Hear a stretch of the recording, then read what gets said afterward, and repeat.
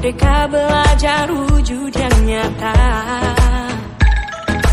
raih mimpimu juga cita-cita, generasi emas Indonesia.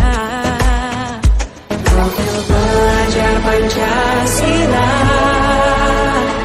tanamkan di dalam dada.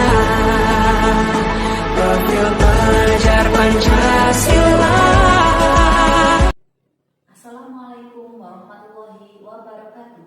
Perkenalkan, saya Yeni Aliastanti dari TK Dharma Wanita 2, Kecamatan Wonosalam, Kabupaten Jombang. Saya calon guru penggerak angkatan 11 yang hari ini akan melakukan aksi nyata, yaitu tentang menyebarkan pemahaman dan penerapan pengalaman budaya positif di sekolahan saya, yaitu di TK Dharma Wanita 2 Wonosalam. Selamat menyaksikan.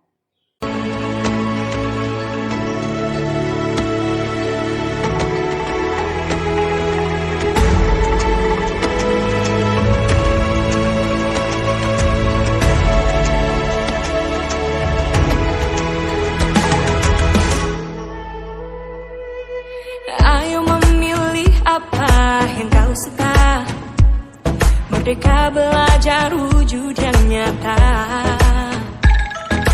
raih mimpimu juga cita-cita, generasi emas Indonesia.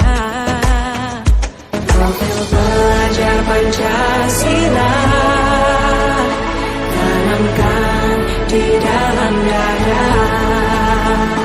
Profil pelajar Pancasila, cerdas berkarakter itu kita.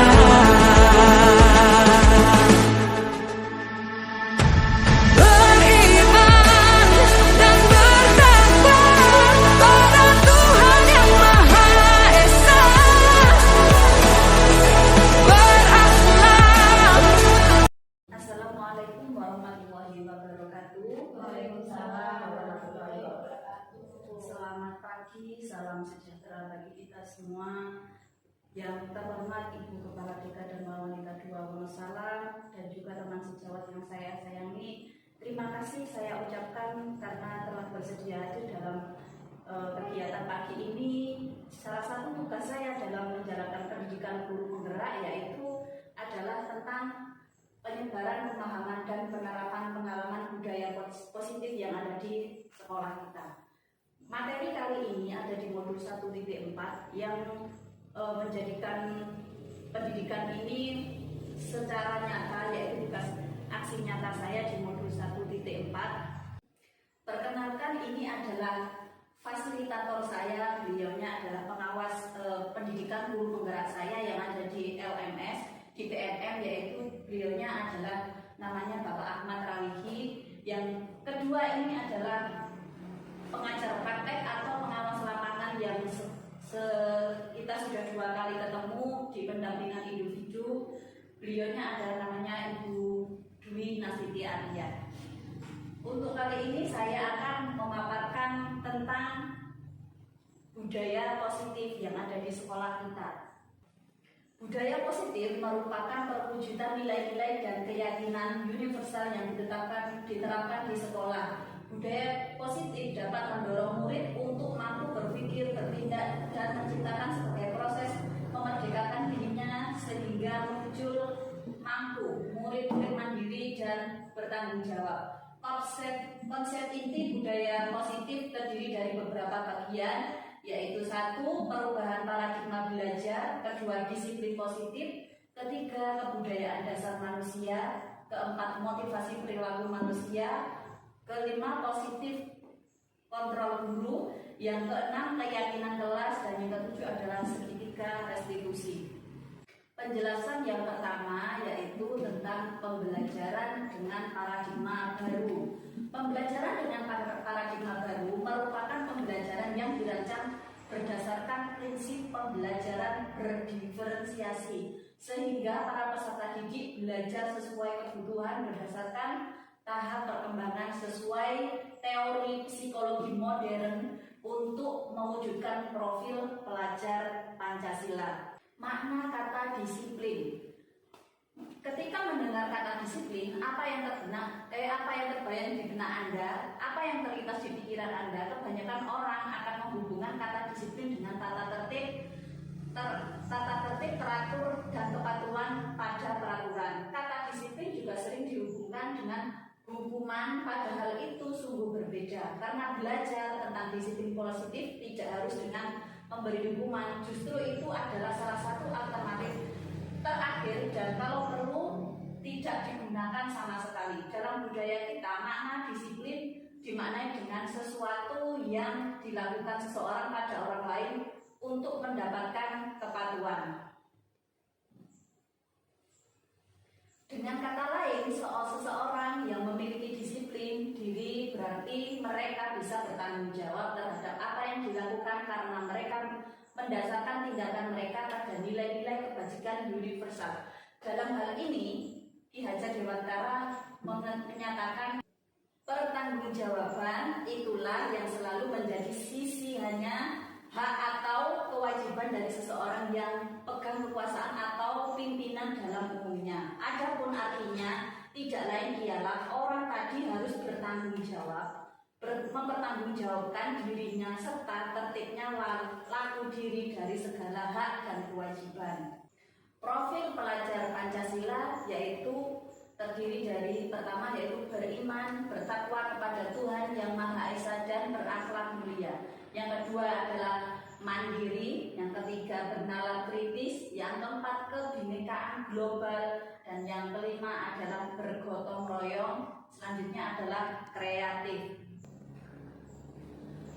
Yang kedua yaitu adalah disiplin positif. Disiplin positif adalah pembiasaan hal yang baik, mencakup sikap atau perilaku maupun tutur kata atau seluruh warga di sekolah, terutama bagi murid agar dapat berkembang menjadi pribadi yang kritis, mandiri, dan bertanggung jawab. Sebagai pendidik, tujuan kita adalah menciptakan peserta didik yang memiliki disiplin diri sehingga mereka berperilaku mengacu pada nilai-nilai kebajikan universal dan memiliki motivasi diri dalam diri menuju perubahan perilaku ke arah yang lebih baik. Dari materi yang saya sampaikan, mungkin dari Bunda-Bunda apakah ada pertanyaan? Ya, sekarang gini deh, ya terkait dengan materi yang Anda sampaikan, saya ingin bertanya budaya positif apa yang sudah Anda terapkan di sekolah yang Anda ampu sekarang? Terima kasih atas pertanyaannya. Disiplin positif yang sudah saya laksanakan di sekolah adalah mewujudkan anak-anak yang mandiri. Kalau di dalam kelas, saya biasanya kalau mau memberikan tugas ataupun pembelajaran di sekolah, anak-anak harus mandiri dalam bidang sudah bisa mengambil peralatannya sendiri seperti buku gambar, krayon, maupun alat-alat yang sudah tersedia untuk pembelajaran tersebut. Yang kedua yaitu kalau di dalam permainan atau bermain, kalau di dalam kelas ada banyak seperti Lego, ada balok, ada bola-bola kecil seperti itu. Anak-anak pembiasaannya adalah setiap selesai bermain harus dirapikan sendiri, dan itu adalah bentuk wujud dari disiplin positif yang sudah saya arahkan. Ya, terima kasih. Itu tadi adalah jawaban dari saya. Mungkin dari pertanyaan atau pernyataan saya tadi ada yang kurang jelas lagi. Sudah cukup, terima kasih. Baik, kita lanjutkan ke selanjutnya ya. Terima kasih.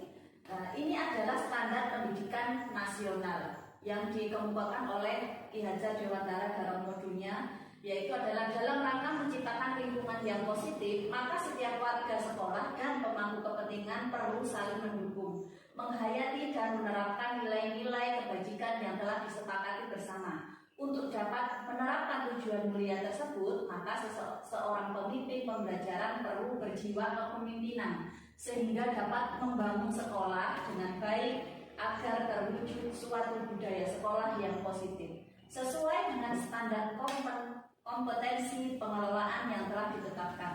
Tujuan mulia dari penerapan disiplin positif adalah agar terbentuk murid-murid yang berkarakter, disiplin, santun, jujur, peduli, tanggung jawab, dan merupakan pembelajar sepanjang hayat sesuai dengan standar kompetensi kelulusan yang diharapkan.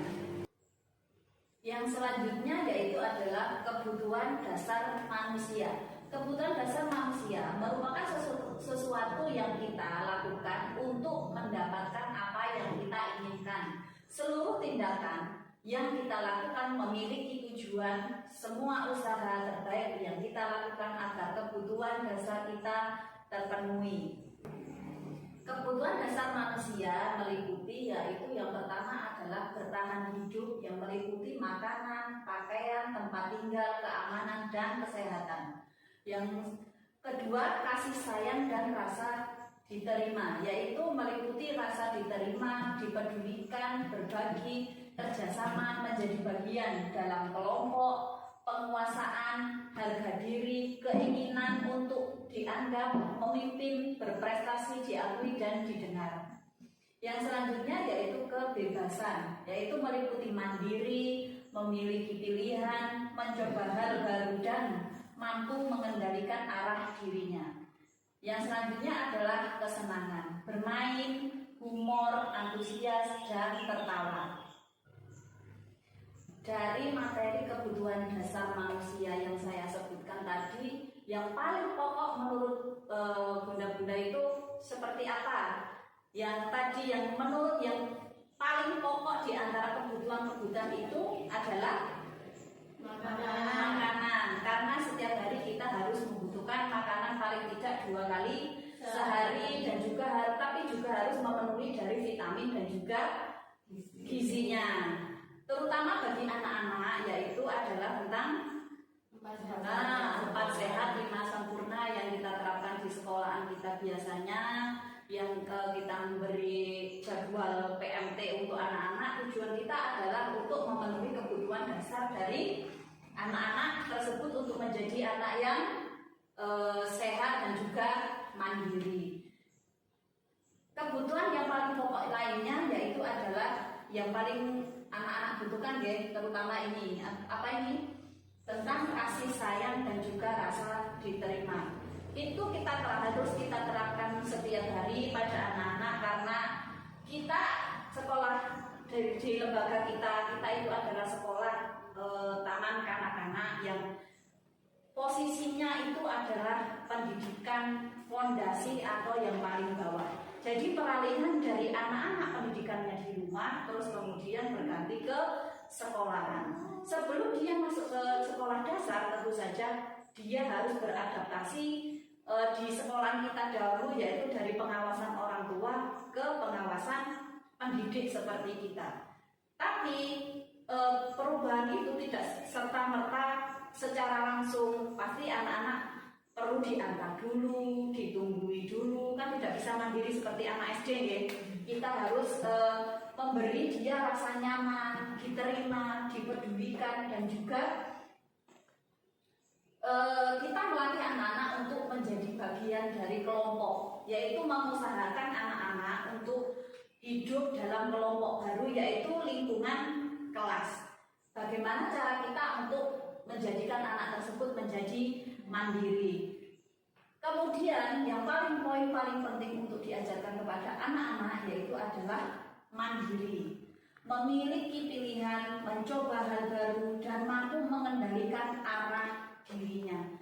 Anak-anak juga memerlukan kebebasan, tapi juga perlu mengendalikan diri, karena setiap keinginan anak-anak tidak selalu harus kita penuhi. Karena apa? Karena pertama, lembaga kita ada di sebelah jalan raya, terutama jajannya anak-anak itu kalau kita turuti terus maka akan menyebabkan anak itu kurang sehat. Terus kemudian juga pola makan, pola jajannya juga harus kita arahkan, jadi dikendalikan sedemikian rupa sehingga anak-anak tidak kehilangan arah dan mampu mengendalikan dirinya. Yang selanjutnya itu adalah bermain, humor, antusias, dan tertawa. Dari pembelajaran yang kita terapkan ke anak-anak, kita juga tidak boleh melupakan dari unsur dasar dari anak-anak, yaitu apa? Yaitu adalah bermain. Jadi kita menyelipkan pembelajaran itu di permainan. Permainan yang paling gampang kita terapkan untuk pembelajaran seperti banyak permainan ya. Mungkin kita bisa menyiapkan bola, lempar tangkap bola, itu sudah melatih ketangkasan dari anak-anak dan juga bisa menimbulkan rasa senang dan juga rasa humor, tertawa. Jadi anak-anak itu belajarnya masuk, kesenangannya masuk, bermainnya juga masuk. Untuk memperjelas materi yang saya sampaikan, mari kita menonton video konsep 5 kebutuhan dasar manusia menurut Dr. William Glasser dalam Choice teori berikut ini.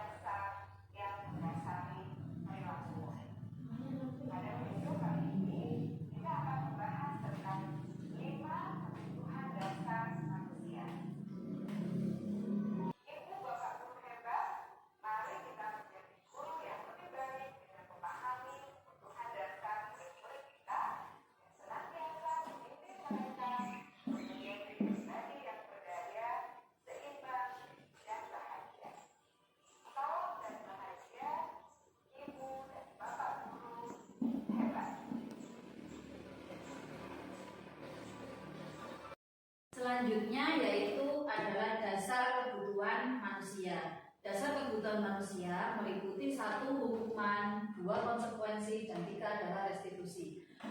Untuk hukuman, poin pertama yaitu tidak terencana atau tiba-tiba. Kedua, murid tidak tahu apa yang akan terjadi.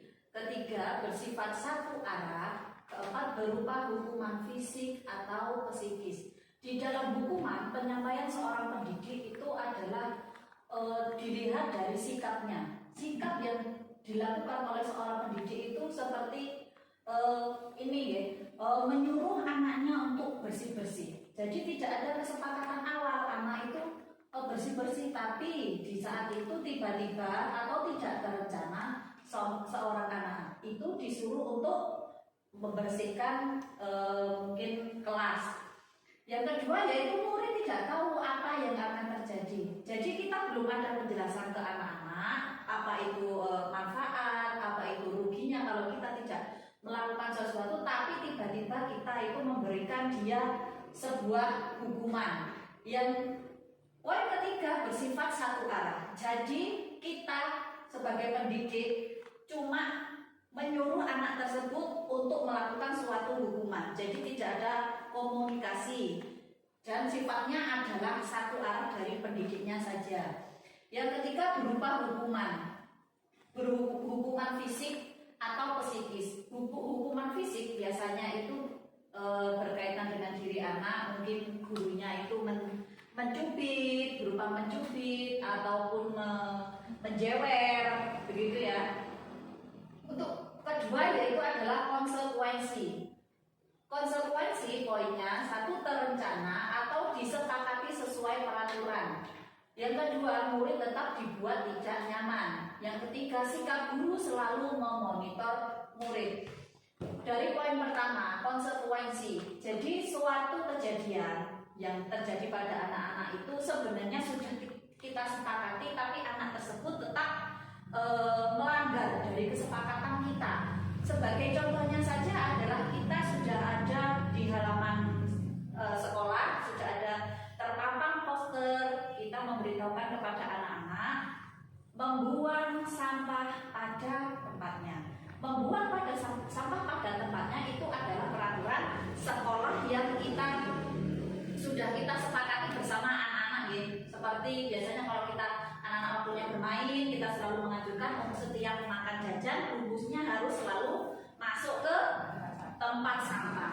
Jika anak melakukan pelanggaran tersebut, kita harus melakukan komunikasi. Jadi tidak boleh secara tiba-tiba kita memberikan dia hukuman. Yang kedua, murid tetap dibuat tidak nyaman. Sebenarnya peraturan yang ada di sekolah itu adalah suatu sikap untuk merubah diri anak. Kalau diri anak tersebut tidak nyaman, bisa dilakukan dan juga tidak bisa dilakukan. Seperti dengan tadi membuang sampah pada tempatnya, meskipun itu tidak nyaman, tapi anak tetap harus melakukan. Karena apa? Itu adalah sikap atau disiplin positif yang harus kita laksanakan pada anak-anak. Yang ketiga adalah sikap guru selalu memonitor murid. Jadi sekalipun sudah ada peraturan, sudah ada gambar, sudah ada poster, kita harus tetap selalu mengingatkan anak-anak tentang ini perlakuan yang perlu dilanjutkan atau dilakukan, yang selebihnya tidak boleh dilakukan. Yang ketiga yaitu adalah restitusi. Poin pertama, proses menciptakan kondisi bagi murid untuk memperbaiki kesalahan. Yang kedua, proses kolaboratif yang mengajarkan murid untuk mencari solusi sendiri. Restitusi atau proses menciptakan kondisi bagi murid untuk memperbaiki kesalahan. Jadi anak untuk tahu peraturan yang baik dan tidak baik itu kita ini perlu berproses ya. Tidak bisa ujuk-ujuk anak itu harus sudah bisa baik.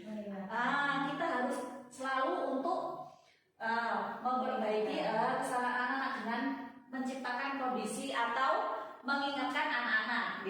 Yang kedua adalah kolaboratif. Jadi terjadi antara dua pihak atau bersifat dua arah. Tidak bersifat satu arah seperti hukuman tadi. Kalau di restitusi kita itu prosesnya itu dari guru dan juga dari murid. Jadi butuh penjelasan, butuh penjelasan dan butuh komunikasi untuk menjelaskan kepada anak-anak peraturan yang baik dan juga tidak baik. Dari pemaparan yang saya jelaskan tentang dasar kebutuhan manusia, apakah ada pertanyaan dari bunda-bunda? Ya, ada Bunda. Bunda, apa perbedaan hukuman dan konsekuensi? Terima kasih atas pertanyaannya. Perbedaan antara hukuman dan konsekuensi. Perbedaan yang pertama, kalau hukuman itu sifatnya adalah memaksa. Jadi kita itu tidak ada penjelasan kepada anak. Jadi secara tiba-tiba dia melakukan kesalahan, kita beri hukuman. Kalau perbedaan yang kedua bersifat satu arah. Kalau hukuman itu bersifat satu arah, sedangkan untuk konsekuensi bersifat dua arah. Jadi ada komunikasi antara guru dan juga muridnya. Dan ketiga adalah bentuk penyampaian dari hukuman dan juga konsekuensi. Kalau hukuman, sikap gurunya ini adalah dia dengan marah-marah, dengan suara keras, dan harus ditepati harus didengarkan oleh anak-anak. Jadi sifatnya itu adalah hukuman itu adalah dengan berupa hukuman secara psikis, bisa menyebutkan anak-anak itu trauma karena sifat gurunya yang menunjukkan sikap yang pemarah, dengan mata melotot, dengan suara keras itu. Kalau konsekuensi, sikap gurunya itu lebih halus, dengan cocok dengan poin ini, yaitu sikap guru selalu memonitor murid. Jadi gurunya itu melihat dulu, kemudian kalaupun melakukan kesalahan, anak-anak itu berbicara, betul ya? Dengan apa? Dengan kesepakatan kita bersama. Jadi terencana. Jadi tidak ada unsur satu arah, betul ya? Ada dua arah yang bersifat dua arah. Seperti itu. Bagaimana? Apakah sudah jelas? Sudah jelas. Terima kasih.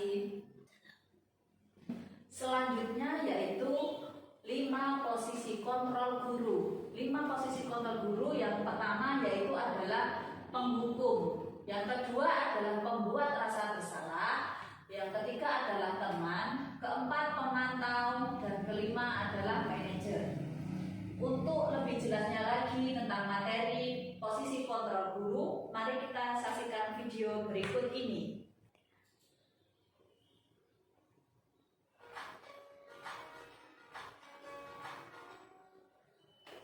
Salam bahagia ibu dan bapak guru hebat. Dalam penerapan disiplin positif restitusi, salah satu program yang dikembangkan adalah 5 posisi kontrol. Salam dan bahagia ibu dan bapak guru hebat. Dari penjelasan video tadi tentang posisi kontrol guru dari 5 posisi tadi, menurut bunda-bunda yang bisa kita terapkan di sekolahan kita itu yang mana? Yang pertama itu penghukum, pembuat rasa bersalah, teman, pemantau, atau manajer. Kalau di kelompok PAUD, Bu, saya kira ya sebagai teman itu. Soalnya Kemudian, kan anak-anak masih kecil, terus kita kalau manajer kita Iya. terlalu terlalu ke anak. Kalau sebagai teman kita kan ngomongnya ke anak-anak juga enak Komunikasinya. komunikasinya. Kalau Bunda Pak bagaimana Bunda Pak? Kalau menurut jenengan bagaimana? Sama teman. Menurut dari teori materi yang kita sampaikan, dalam setiap lembaga pendidik itu harus mencapai puncak dari 5 kontrol ini, Bunda. Jadi guru itu, pendidik itu harus nyampe di sini. Karena apa? Yang pertama ini penghukum, ini adalah namanya kalau di sebuah produksi barang, ini adalah produk barang gagal. Yang kedua ini sangat tidak sangat dianjurkan oleh suatu sikap yang tidak boleh dimiliki oleh seorang pendidik. Pembuat rasa bersalah. Kadang kita kan juga masih itu ya, kadang itu kita tidak merasa ternyata anak-anak ini. Yang selanjutnya yaitu adalah keyakinan kelas. Keyakinan kelas merupakan kesepakatan kelas yang diyakini bersama guru dan murid dengan harapan dapat meningkatkan kedisiplinan murid. Keyakinan murid merupakan pernyataan universal, dibuat dalam bentuk positif dan bersifat abstrak. Keyakinan kelas hendaknya tidak perlu banyak sehingga mudah diingat dan dipahami semua warga kelas, ikut berkontribusi dalam pembuatan keyakinan kelas lewat kegiatan mengutarakan pendapat. Keyakinan kelas, saya di poin ini kemarin sudah praktek. Ini adalah kesepakatan kelas yang sudah saya buat dan saya ubah di dalam modul LMS saya dalam pendidikan guru penggerak, yaitu yang pertama adalah datang tepat waktu. Yang kedua, mendengarkan penjelasan guru. Yang ketiga, tidak bertengkar. Yang keempat, berbicara dengan sopan. Yang kelima adalah berbaris dengan tertib. Yang keenam adalah merapikan mainan. Kesepakatan kelas ini saya buat berdasarkan pengalaman kita sehari-hari di dalam kelas.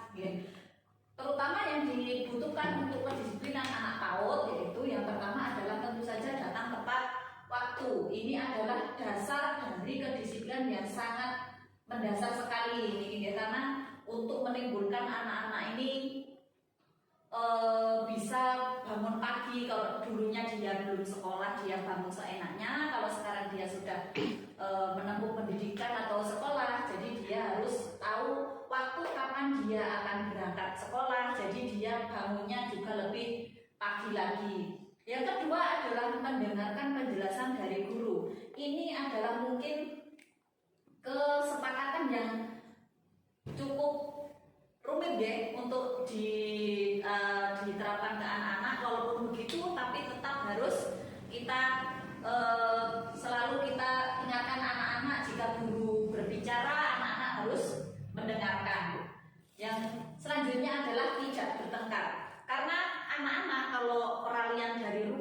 sekolahan, dari rumah dia ini masih sendiri, belum ada temannya, tentu saja dia mungkin akan kepemilikan terhadap barang-barangnya, terutama dia kalau di rumah.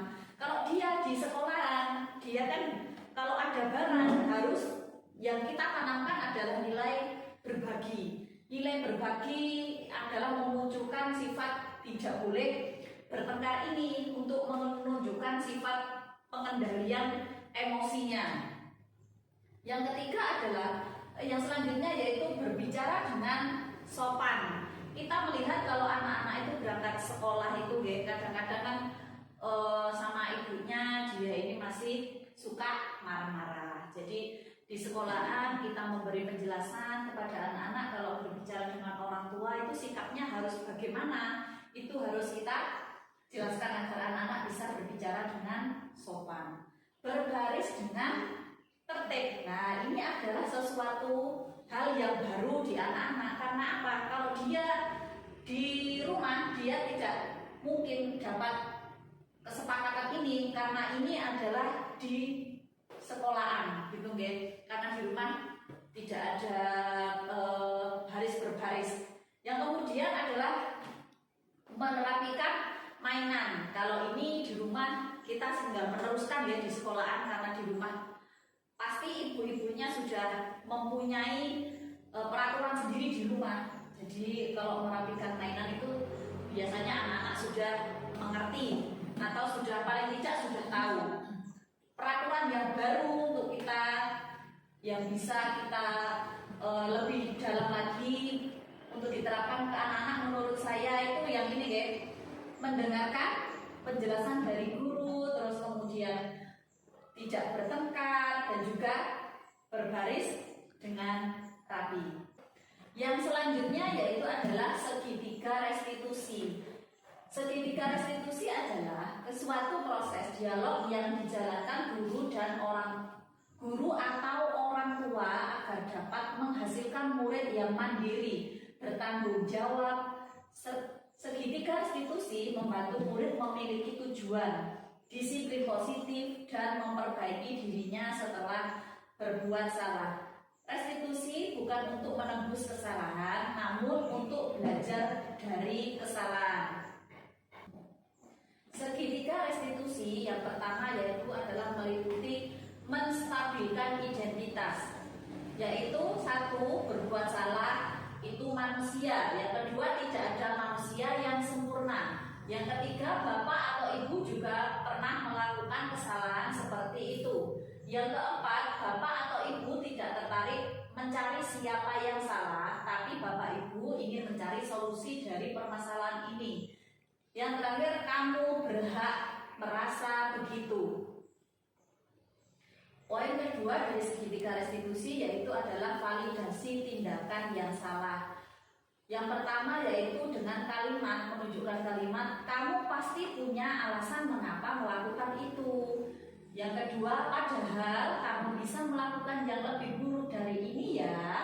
Yang ketiga, kamu patut berbangga pada dirimu sendiri karena kamu telah melindungi sesuatu yang penting buat kamu. Poin ketiga dari segitiga restitusi yaitu adalah menanyakan keyakinan dengan kalimat apa keyakinan kelas kita. Kedua, nilai-nilai apa saja yang kita telah sepakati. Yang ketiga, seperti apa gambaran kelas yang ideal menurut kamu, dan kamu mau juga jadi orang yang seperti apa. Untuk lebih memperjelas lagi tentang segitiga restitusi, kemarin saya sudah membuat atau praktek menggunakan segitiga restitusi kepada anak-anak. Saya tuangkan dalam Canva. Untuk tugasnya sudah saya upload dalam LMS dan inilah hasilnya.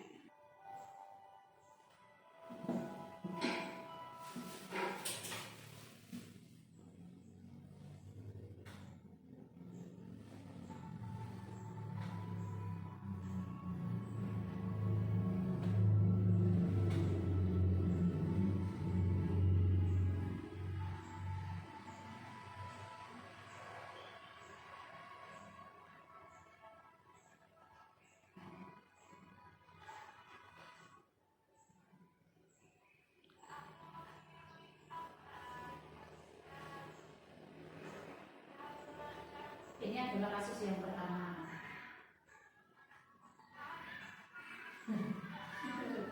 Ya, rebutan. Kasus yang pertama, Aisyah merebut layanan kafe.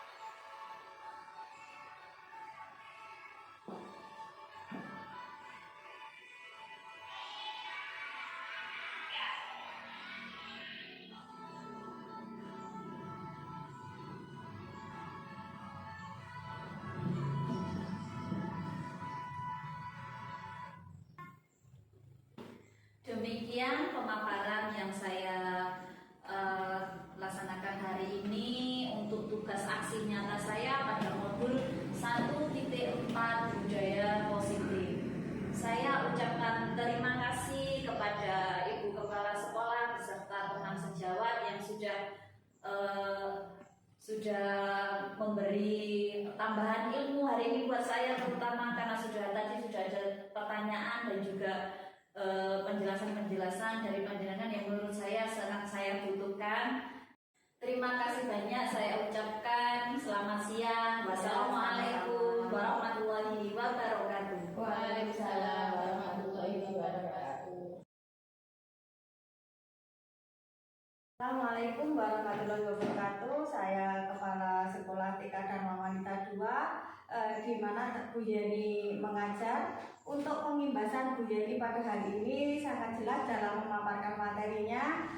Saya ucapkan terima kasih telah menambah ilmu kami. Semoga Bu Yeni sukses dalam melanjutkan pendidikan guru penggeraknya. Sekian, terima kasih. Wassalamualaikum warahmatullahi wabarakatuh. Assalamualaikum warahmatullahi wabarakatuh. Saya teman sejawat dari Bu Yeni. Materi yang dijelaskan hari ini sangat mudah dipahami. Semangat Bu Yeni. Terima kasih. Assalamualaikum warahmatullahi wabarakatuh.